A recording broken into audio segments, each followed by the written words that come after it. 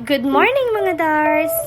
Ngayong araw ay napasugod kami sa isa sa nagte-trending at first ever Korean rotating food sa Pampanga. Kung dati ay napapanood mo lamang ito, ay ngayon pwede mo na ring ma-experience ang ganito.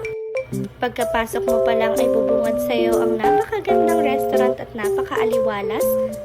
At very welcoming naman ang ambience nila. Pagdating mo pa lang ay magtatanong na agad ang staff nila kung anong orderin mo.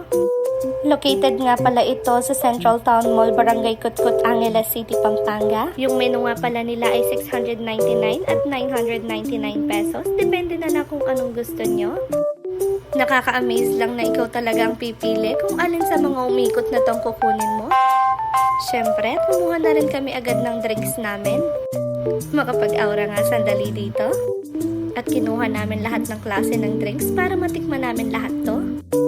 Sa sobra ng dami ng pagpipilian mo sa pagkain na ikaw na lang talaga yung mapapasuko dito. Ang sasarap naman talaga ng mga sinaserve nila. Hindi ko na rin matandaan kung gaano karami bang plate ang nabuksan ko dyan. Ang advice ko lang talaga ay huwag ka muna talagang kumain ng madami bago ka pumunta dito kasi sobrang dami ng pagpipilian ng pagkain.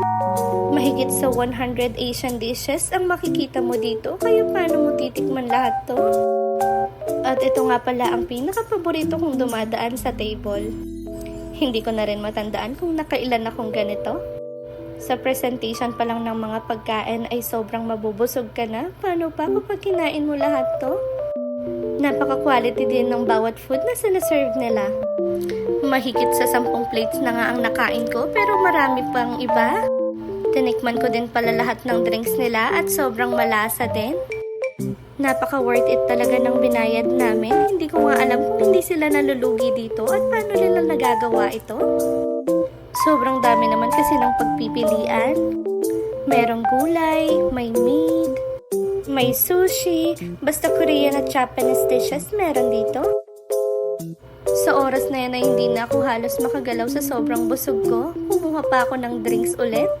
Pagkabalik ko ay nag-serve pa sila ng sobrang tamis na mangga. At pagkatapos ay meron na naman silang sinerve na sobrang init na ramyun. Meron pang salmon na sushi. Grabe, sobrang dami nilang complimentary food na sinaserve at sobrang sukong-suko na talaga ako dyan. Bawat dumarating nga yung nagsiserve, kinakabahan ako baka may bago na namang ibigay na pagkain sa amin.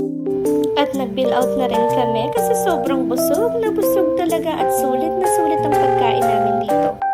Nasa dulo ng video ang Facebook page nila. Siya na mga Dars. Bye-bye!